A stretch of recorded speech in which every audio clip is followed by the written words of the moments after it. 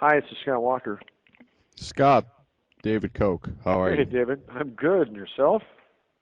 I'm very well. A little disheartened by the situation there, but what's the latest? We're actually hanging pretty tough.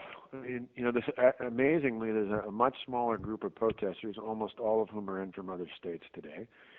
The state assembly is taking the bill up, getting it all the way to the last point it can be at where it's unamendable. But they're waiting to pass it till the Senate's in. But the Assembly Democrats have about 100 amendments they're going through. The state Senate still has the 14 members missing, but what they're doing today is bringing up all sorts of other non-fiscal items, many of which are things that members on the Democratic side care about. And each day we're going to ratchet it up a little bit. The Senate Majority Leader had a great plan he told them about this morning. He told the Senate Democrats about, and he's going to announce it later today, and that is the Senate Organization Committee is going to meet and pass a rule that says if you don't show up for 2 consecutive days on a session day in the state Senate, the Senate Chief Clerk, it's a little procedural thing here, but can actually have your payroll stopped from being automatically deducted into your Beautiful. checking account, and instead you still get a check, but the check has to be personally picked up, and he's instructing them, which we just loved, to lock them in their desk on the floor of the state Senate. Now, you're not talking to any of these Democrat bastards, are you?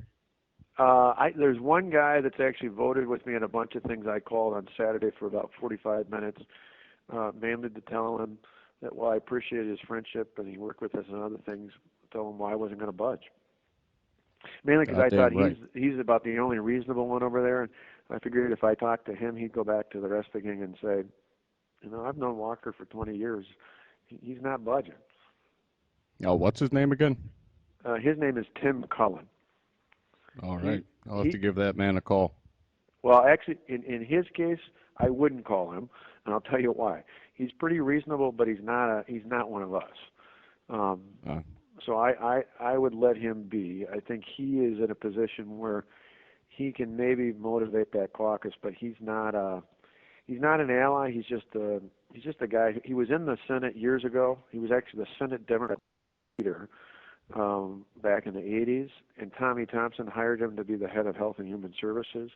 He went into the private sector, made real money, and became a little more open-minded. And huh. last fall, he got elected to the Senate seat he was in 25 years ago. And he's kind of one of these guys who he really doesn't care. He's not there for political reasons. He's just trying to get something done. So he's good to reach out to for me, but he's not a conservative. He's just a pragmatist. Now, who can we get to budge on this collective bargaining? Well, I think in the end, a couple of the things are one, if I think the paycheck will have an impact.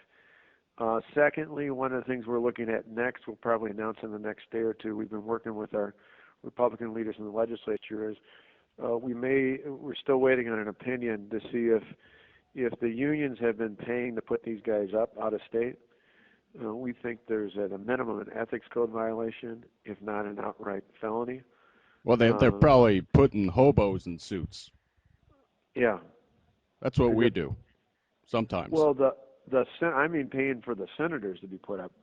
I know Ah, they're paying for these guys to be in. No, you can. I mean, people can pay protesters to come in. I mean, that's not an ethics code. But I mean, literally, if the unions are paying the 14 senators, if they're paying for their food, their lodging, anything like that, we believe at a minimum it's an ethics code violation, and it may very well be a felony misconduct in office because, see, technically, it's not just a political contribution. It is if they're being paid to keep them from doing their job, we think that's I mean, there's legally an obstruction, not of justice, but an obstruction of their ability to do their job.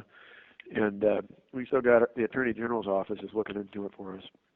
So we're trying about 4 or 5 different angles. I think each day we crank up a little bit more pressure. But the other thing is I've got layoff notices ready. We put out the at-risk notices. We'll announce Thursday They'll go out early next week, and we'll probably get 5,000 to 6,000 state workers will get at-risk notices for layoffs. We might ratchet that up a little bit too. Beautiful, beautiful. Got to crush that union. Well, it's one of those where in the end, and I've had not only Cullen, I talked to myself, I had 3 or 4 of my other uh, business leader friends who know him over the years, and just kind of pass the message on to these guys. If they think I'm caving, they've been asleep for the last 8 years, because I've taken on every major battle in Milwaukee County, and won even in a county where I'm overwhelmingly overpowered politically, and it's because we don't budge.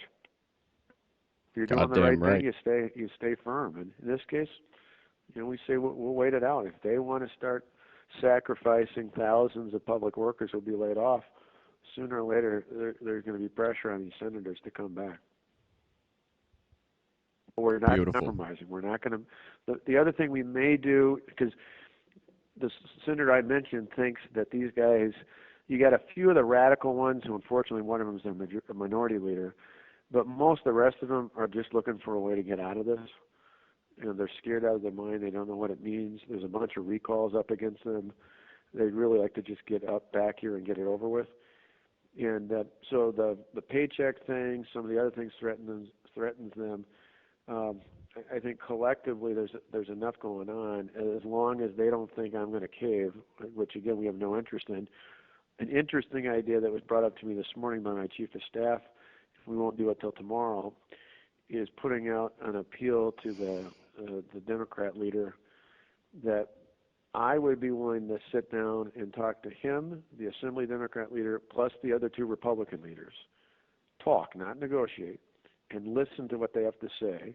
If they will in turn, but I'll only do it if all 14 of them come back and sit down in the state assembly. They can recess it to come back over and talk to me, but they'll have to go back there. The reason for that is we're verifying it this afternoon, but legally we believe once they've gone into session, they don't physically have to be there. If they're actually in session for that day and they take a recess, the 19 Senate Republicans could then go into action and they'd have a quorum because they started out that way.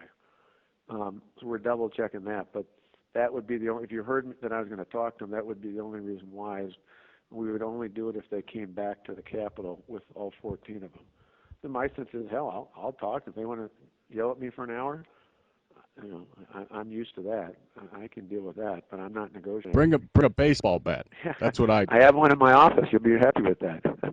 I got a slugger with my name on it. Beautiful. But in the end, this is, and I've even pointed out last night, because I'm trying to keep out as many of the private unions as possible. So this is about the budget. This is about public sector unions. Hell, even FDR got it. There's no place for the kind of, you essentially are having taxpayers' money be used to lobby for spending more of taxpayers' money. It's absolutely ridiculous. Beautiful. So this is ground zero. There's no doubt about it. But I think for us, I just keep telling I tell the Speaker and the Senate Majority Leader every night, give me a list of people I need to call at home, shore them up. The New York Times, of all things, I don't normally tell people to read the New York Times, but the front page of the New York Times has got a great story. One of these unbelievable moments of true journalism, what is supposed to be objective journalism.